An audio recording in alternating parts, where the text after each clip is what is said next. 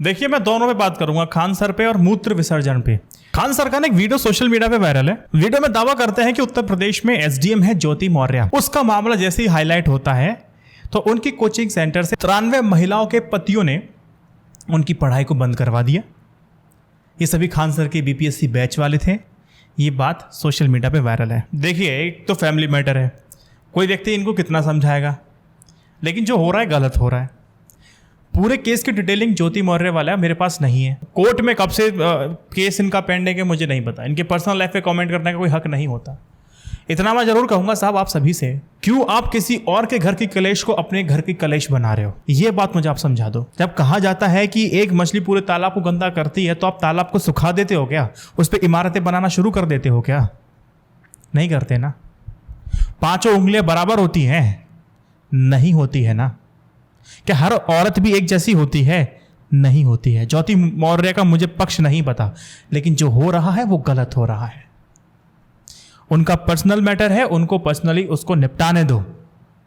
आप जो अपनी बीवी को पढ़ा करके नेक काम कर रहे हो ना, उस पैट्रियार्कल सोच से आगे जो आप बढ़ करके अपनी पत्नियों का साथ दे रहे हो, इस भले काम को आप अपनी भूल में परिवर्तित क्यों कर रहे हो?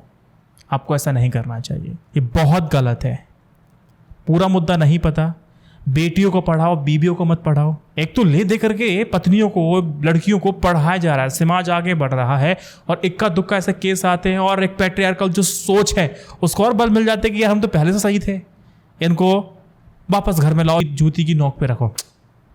अब दूसरी बात करता हूं। शुक्ला साहब ने एक आदिवासी पर टॉयलेट कर देते हैं, उसके बाद प्रदेश के मुख्यमंत्री उस व्यक्ति के पांव धुलते हैं, सम्मान करते हैं, ऐसा दिखता है। फिर सोशल मीडिया पे कुछ प्रभावी आवाजें आती हैं, मुख्यमंत्री के पांव धुलने को महान कार्य के रूप में प्रस्तुत किया जाता है। क्लियर पीआर है, ये पब्लिक रिलेशन है, इसे गौरवपूर्ण घटना के रूप में बताया जाता है। फिर मध्य प्रदेश की सरकार शुक्ला के घर, जिन्होंने मूत्र विसर्जन किया था ना, उसके घर पर बुलडोजर चलाने का नाटक चलता है। फिर शुक्ला के परिवार, विशेष करके उनकी मां, रोती हैं, बिलखती हैं। वो तस्वीरें सोशल मीडिया पे वायरल हो जाती हैं। फिर कांग्रेसी उस आदिवासी के ऊपर घर जाते हैं, 2-4 शब्द बोलते हैं, फिर गंगाजल छिड़क करके उसे पवित्र करते हैं। पूरी नौटंकी चल रही है। फिर उसका सम्मान करते हैं। उसके बाद वह व्यक्ति जो आदिवासी जिसके ऊपर मूत्र विसर्जन किया गया था, वो कहता है कि देखो भैया, पंडित जी है ना प्रवेश शुक्ला, मूत्र विसर्जन करने वाले हमारे गांव के हैं, बिना कोई सजा दिए उन्हें छोड़ देना चाहिए। जज साहब बन गए। फिर ब्राह्मणों की महासभा होती है, 51,000 रुपये की सहायता देती है और उसको आर्थिक सहायता मुहैया कराने की अपील करती है। ये सब नौटंकी, ये सब ड्रामा चला। मैं आपको बताता हूं कि अगर चुनाव नहीं होते ना, इसमें सब कुछ भी नहीं होता। बोला हमने केस कर लिया, केस चल रहा है, इतने बात छूट जाती, लेकिन नहीं छोड़ेंगे, चुनाव आने वाला। बताता हूं क्यों, पॉलिटिकल और नॉन पॉलिटिकल। मैं आपको दोनों व्यू देता हूं। अबे एक्शन लिया क्यों गया, पहले यह समझ लो आंकड़ों के थ्रू।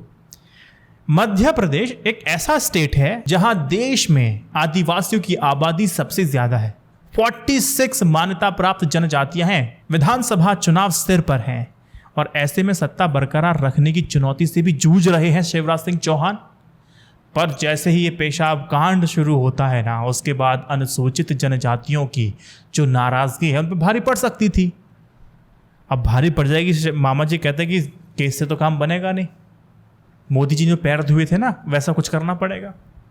2011 का सेंसस है। मध्य प्रदेश में अनुसूचित जनजातियों की ये संख्या है 1.5 करोड़ से ज्यादा, 1.53 करोड़ प्लस। और प्रदेश की कुल जनसंख्या में आदिवासियों की जनसंख्या 21% से भी ज्यादा है, 20% से ज्यादा। मध्य प्रदेश देश का एक ऐसा राज्य है जहां हर 5वां आदिवासी समुदाय से आता है व्यक्ति।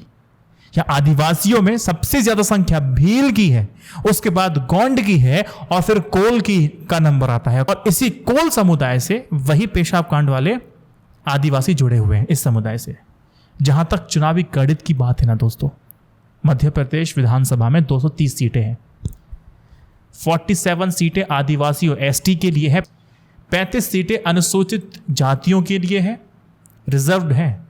देश में मध्य प्रदेश ऐसा राज्य है जहां सबसे ज्यादा विधानसभा सीटें आदिवासियों के लिए आरक्षित हैं। तो इंपॉर्टेंस समझ में आपको आ रहा है ये सब नौटंकी ड्रामा करने के लिए?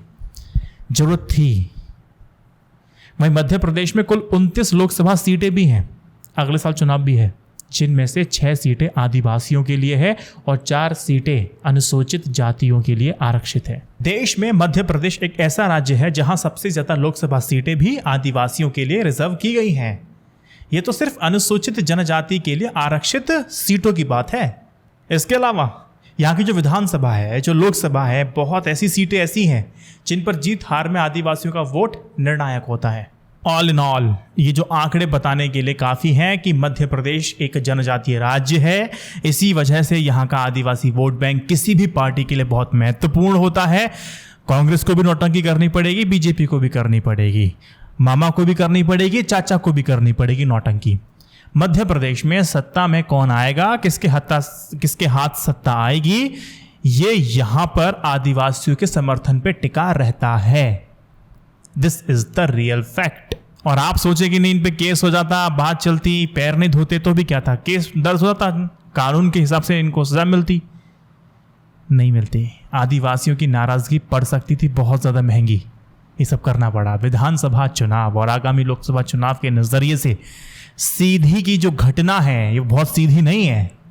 ये मध्य प्रदेश में आदिवासियों की नाराजगी का खामियाजा ना भुगतना पड़े, इसका बीजेपी के जो टॉप लीडरशिप है ना, बखूबी इनको आभास था। मध्य प्रदेश के अलावा इस साल ना पड़ोसी राज्य, सिर्फ मध्य प्रदेश तक बात नहीं रहती, ये छत्तीसगढ़ में आग फैलती, राजस्थान में भी, तेलंगाना में भी, वहाँ तो चुनाव भी होने हैं, विधानसभा चुनाव भी होने हैं। यहाँ पर भी आदिवासियों की संख्या नगण्य नहीं है, संख्या निर्णायक साबित होती है। यह है डैमेज कंट्रोल। छत्तीसगढ़ की आबादी में आदिवासियों की संख्या 30% से ज़्यादा है, तो राजस्थान में 13% और तेलंगाना में ये 9% से भी ज़्यादा है। ये तीनों राज्यों में फिलहाल बीजेपी की सत्ता नहीं है, सत्ता भी नहीं है और ऊपर से काम पेशा वाला कांड भी हो गया है, तो लेने के देने पड़ जाते। अगर मैं नॉन पॉलिटिकल वे में अगर बोलूँ और बस राजनीति को दूर करूँ, सीधी की जो मध्य प्रदेश की जो घटना है ये सिर्फ राजनीतिक नज़रिए तक ही मैं सीमित नहीं रखूँगा। ऐसी घटनाएं जब भी होती है ना, ऐसे तो देश के अलग अलग हिस्सों में SC ST समुदाय के लोगों के साथ भेदभाव और उत्पीड़न की खबरें अक्सर आती रहती हैं, लेकिन सीधी की घटना अपने आप में रूह कपा देने वाली है। ये घटना सभ्य समाज के ऊपर एक तमाचा है, एक ऐसी घटना नहीं है जो सिर्फ सीधी या फिर मध्य प्रदेश तक ही सीमित हो। ये हम सब इंसान होने के दावे पर भी एक सवाल या निशान है, खड़ा कर देती है, सोचने पे मजबूर कर देती है कि इतने लाखों करोड़ों वर्षों बाद भी क्या हम आज अपने आप को इंसान कहें कि संभव है।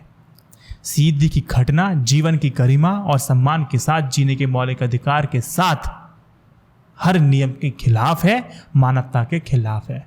आज चुनाव है, इसीलिए बातें हो रही हैं, इसलिए इनके पैर धोए जा रहे हैं, और कल जब चुनाव पूरा हो जाएगा तो वही उसी पुराने ढर्रे पर ये लोग पहुंच जाएंगे। इस वीडियो को शेयर कीजिए और बताइए कि अगर ये निर्णायक वाली भूमिका में नहीं होते ना, ये मामा वाला ये जो नौटंकी है ये नहीं हो रही होती। Simple, crystal clear share. नमस्कार।